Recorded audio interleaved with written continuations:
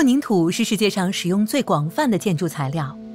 常见于一条条城市道路、跨江大桥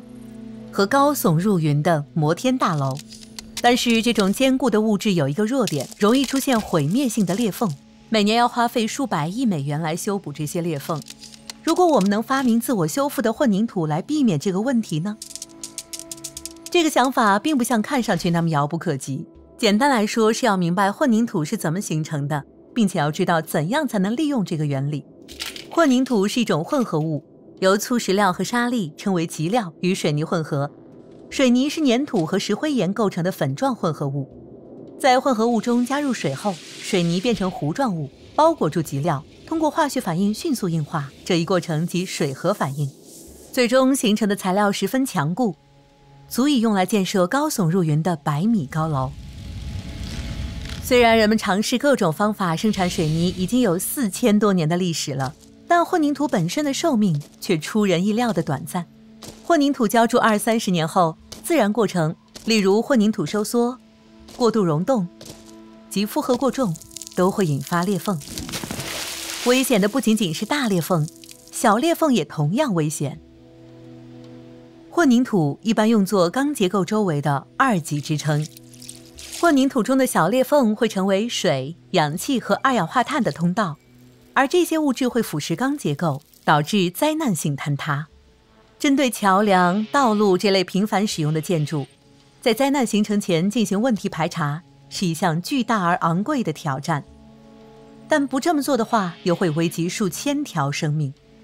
幸运的是，我们正在试验各种方法，让混凝土进行自我修复。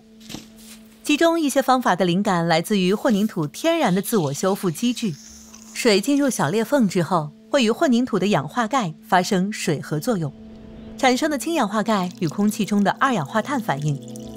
于是混凝土开始了自我修复，也就是微小的碳酸钙晶体形成，逐渐填补裂缝的过程。遗憾的是，碳酸钙晶体能力有限，只能填补宽度小于0.3毫米的裂缝。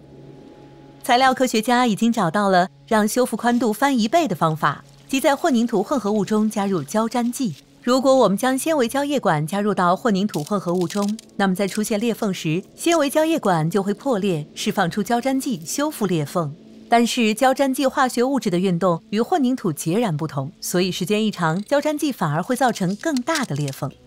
或许大裂缝最好的修复方式是给混凝土提供自我愈合的工具。科学家已经发现一些细菌和真菌能够生成矿物质，包括在自我愈合过程中发现的碳酸钙。混凝土适配时，在混凝土混合物中加入细菌和真菌孢子以及养分，这些孢子可以在此休眠，时间长达数百年。最终，当裂缝出现，水渗入混凝土裂缝时，孢子就会开始发芽生长，消耗周围养分，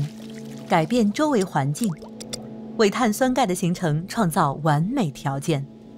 碳酸钙晶体会慢慢填补裂缝，大约3周后，这些勤勤恳恳的微生物就能完全修复宽达1毫米的裂缝。当裂缝修复后，这些细菌和真菌会重新回到孢子状态，重新进入休眠状态，等待裂缝再次出现时，开始新一轮的自我修复。虽然这项技术已经被广泛研究，但是将这种办法用于全球混凝土生产还有很长的路要走。不过，这些孢子拥有巨大的潜力，能使混凝土更加持久耐用，这能大大降低混凝土生产的资金和环境成本。最后，或许这些微生物会促使我们重新审视我们看待城市的方式，让毫无生气的混凝土丛林焕发生机。我们拥有能够拯救世界的工具和知识，但您接下来该怎么做呢？访问 ed.ted.com/Earth School 获取路线图和能够产生影响的具体行动。